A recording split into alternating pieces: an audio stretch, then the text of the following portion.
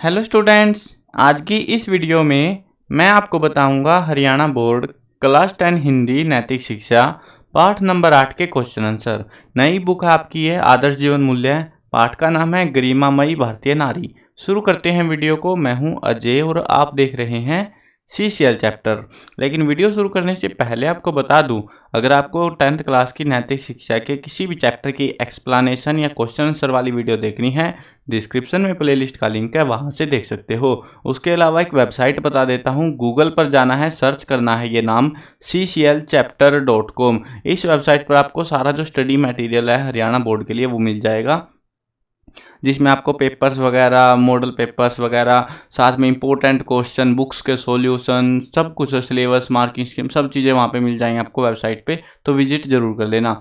अब देखते हैं क्वेश्चंस को समझते हैं। लेकिन अगर पाठ को समझकर नहीं आए तो क्वेश्चन में थोड़ी डिफिकल्टी हो सकती है। एग्जाम के पर्सपेक्टिव से ये चैप्टर काफ़ी इंपॉर्टेंट रहेगा, तो इसको अच्छे से याद करना है। इंपॉर्टेंट क्वेश्चन इस चैप्टर के मैं मार्क कराता चलूँगा टेक्सचुअल्स में से, जिनके चांस एग्जाम में आने के रहेंगे। ठीक है, तो उनको अच्छे से याद करना है, जिनको मैं बता दूंगा आपको। प्रश्न नंबर 1, वर्तमान भारतीय समाज में नारी का क्या स्थान है? वर्तमान भारतीय समाज में नारी हर क्षेत्र में अपना योगदान दे रही है और साथ ही देश को अच्छा बनाने में पुरुषों के साथ मिलकर कार्य कर रही है। प्रश्न नंबर 2, वानप्रस्थ होने से पहले ऋषि याज्ञवल्क्य ने अपनी पत्नी से क्या कहा? इससे उनका क्या भाव प्रकट होता है? इंपॉर्टेंट क्वेश्चन मार्क कर लेना। जब ऋषि ने वानप्रस्थ, यानी कि वानप्रस्थ होता है अपने आप को, वनवास नहीं होता पहले के टाइम में, संन्यास लेते, वो चीज़ है ये। तो जब ऋषि ने वानप्रस्थ लेने का विचार किया तो अपनी पत्नी से मंत्रणा की और कहा कि तुम आज्ञा दो तो मैं वानप्रस्थ लेने का विचार रखता हूँ। मेरे धन आदि यानी धन और बाकी जो भी चीज़ें हैं उनको तुम और कात्यायनी, जो उनकी दूसरी पत्नी थी, परस्पर बांट लो, आपस में बांट लो। इससे उनका समानता और प्रेम का भाव यहाँ पे प्रकट होता है। अगला प्रश्न देखते हैं, भगिनी निवेदिता का मूल नाम क्या था और वे किसकी शिष्या थी? इंपॉर्टेंट मार्क कर लेना। भगिनी निवेदिता का मूल नाम मार्गरेट नोबल था और वे स्वामी विवेकानंद की शिष्या थी।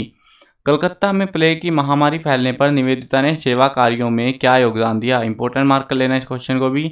कलकत्ता में प्लेग की महामारी फैलने पर भगिनी निवेदिता ने स्वच्छता संबंधी सारा कार्य अपने हाथों में ले लिया। उनकी प्रेरणा से अनेक युवक युवतियां प्लेग पीड़ितों की सहायता के लिए घरों से बाहर आ गए और इसका सुपरिणाम यानी अच्छा परिणाम ये निकला कि सेवा की दिव्य अनुभूति से छुआछूत की सतही भावना भी दूर हो गई। लोग जो है एक दूसरे का से, पहले के टाइम में चलता था कि ये जो है नीच जाति का, इसको हम हाथ नहीं लगाएंगे, वो चीज़ें थी ना।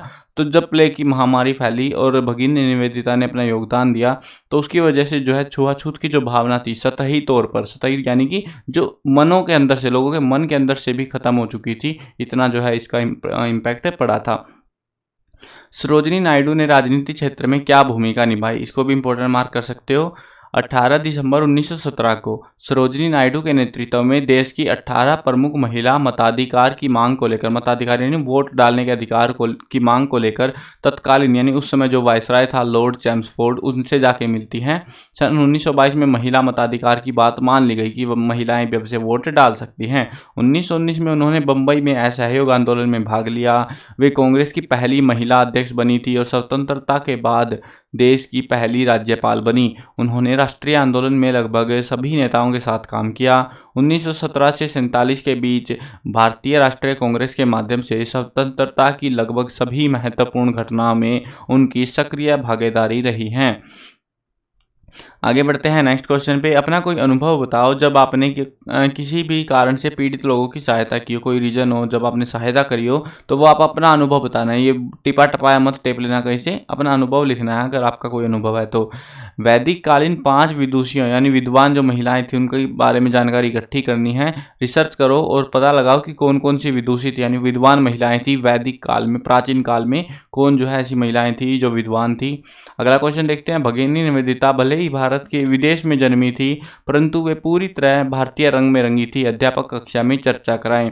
तो वे जो है आयरलैंड में जन्मी जरूर थी लेकिन उनकी आत्मा विशुद्ध भारतीय थी। भारतीय सन्यासी स्वामी विवेकानंद के आत्मज्ञान संबंधी भाषण, यानी कि जब वो विदेश गए हुए थे ना स्वामी विवेकानंद, तो वहाँ पे उन्होंने एक भाषण दिया था भारत के बारे में। तो वो जो भाषण है वहाँ पे उन्होंने वो भाषण सुना, इन्होंने जो है ये भगिनी निवेदिता ने, और उनका जो भाषण और दर्शन की सुंदर व्याख्या सुनकर वे मंत्रमुग्ध हो गई। उनको लगा भारत में तो पता नहीं क्या ही है।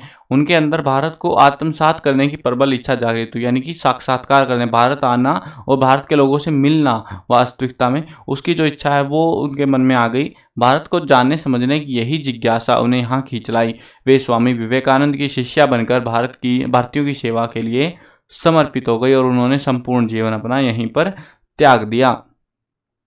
तो ये था पूरा चैप्टर। इस चैप्टर के क्वेश्चन आंसर इंपॉर्टेंट मैंने मार्क करा दिया, उनको अच्छे से याद करना है। हर एक वीडियो में, हर एक चैप्टर के टेक्सचुअल क्वेश्चंस की जो वीडियो हैं उनमें मैंने आपको इंपॉर्टेंट क्वेश्चंस बता रखे हैं। और आपको एक और चीज़ बता देता हूँ, नैतिक शिक्षा के फाइनल जो पेपर होगा उसमें टेक्सचुअल क्वेश्चंस में से ही पेपर में क्वेश्चंस दिए जाएंगे और अन्य कोई क्वेश्चन आपको देखने को नहीं मिलेगा। तो जो इंपॉर्टेंट मार्क करा रहा हूँ चैप्टर वाइज आपको अलग अलग चैप्टर्स की वीडियो में, तो उनको अच्छे से याद करते हुए चलना, ठीक है।